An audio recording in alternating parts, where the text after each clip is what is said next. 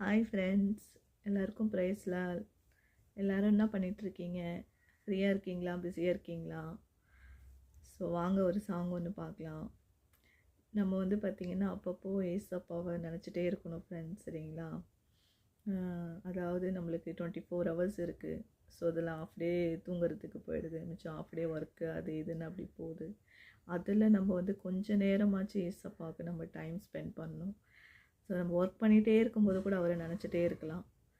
Work முடிஞ்சதுக்கப்புறம் கொஞ்சம் நேரம் அவரை பற்றி தியானிக்கிறதோ, அவரை பற்றி பாடி மகிமைப்படுத்துகிறதோ, அவர் வசனத்தை படிக்கிறதோ, அவருடைய வார்த்தைகளை பற்றி யோசிக்கிறதோ, அவர் நமக்கு செஞ்ச நன்மைகளை வந்து நினைக்கிறதோ, அதெல்லாம் வந்து நம்ம பண்ணிகிட்டே இருக்கணும் ஃப்ரெண்ட்ஸ். ஏன்னா அவரை மறக்கக்கூடாது இல்லையா?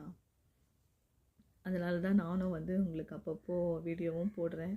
ஸோ ஏசப்பா பாட்டும் வந்து பாடுறேன். உங்களுக்கு சொல்கிறப்போ நானும் என் அப்பாவை பற்றி நினச்சிட்டே இருப்பேன் இல்லையா? ஸோ நானும் என் அப்பாவை பற்றி நினைப்பேன், உங்களையும் நினைக்க வைப்பேன். ஸோ அப்பாவை பற்றி எப்போவுமே நினச்சிட்டே இருக்கணும். அவர் ரொம்ப நல்லவர், சீக்கிரமாக வரப்போகிறாரு நம்மளை பார்க்குறதுக்கு, நம்மளோட தான் இருக்கிறாரு, சரிங்களா?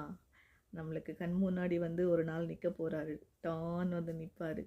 ஸோ அந்த டைமில் வந்து நம்ம பயந்து ஓடாமல், நம்ம செஞ்ச பாவத்தை நினச்சி நம்ம நடுங்காமல், நம்ம சந்தோஷமாக ஹாப்பியாக நிம்மதியாக அப்படியே தைரியமாக இருக்கணும் ஃப்ரெண்ட்ஸ். அப்போ நம்ம அவரை பற்றி நினைக்கும் போது தான் அந்த தைரியம் நம்மளுக்கு வரும்.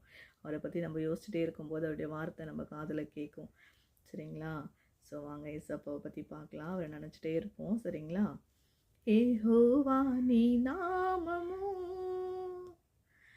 ఎంతో బలమైనది, ఎంతో బలమైనది. యెహోవా నీ నామము ఎంతో బలమైనది, ఎంతో బలమైనది. அவருடைய நாமம் வந்து பார்த்திங்கன்னா ரொம்ப ஒரு என்ன சொல்கிறதுன்னு எனக்கே தெரியல. அவருடைய நாமத்தை பற்றி பேசணுன்னா பேசிகிட்டே இருக்கலாம். அவ்வளோ ஒரு அற்புதமான நாமம் அவருடைய நேம். ஸோ தெலுங்கில் பாடுறேன் இல்லையா, அது தமிழில் எப்படி சொல்கிறதுன்னு எனக்கு தெரியல. ஏன்னா நம்ம எதை கேட்டாலும் வந்து பார்த்திங்கன்னா அவரே பைபிளில் சொல்லியிருக்காரு, இயேசுவின் நாமத்தினால நீங்கள் எதை கேட்டாலும் அதை நீங்கள் பெற்றுக்கொள்வீங்க. நம்பிக்கையோடு விசுவாசத்தோடு அவருடைய நாமத்தினால நம்ம எதை கேட்டாலும் நம்மளுக்கு நடக்கும்னு சொல்கிறாரு. இப்போது என்னுடைய நேம் வச்சோ இல்லை உங்கள் நேம் வச்சோ நம்ம சொன்னோன்னா நம்மளை யாராச்சும் ஒருத்தர் மதிப்பாங்களாங்க? ஒருத்தர் நம்மளுக்கு ஏதாச்சும் செய்வாங்களா?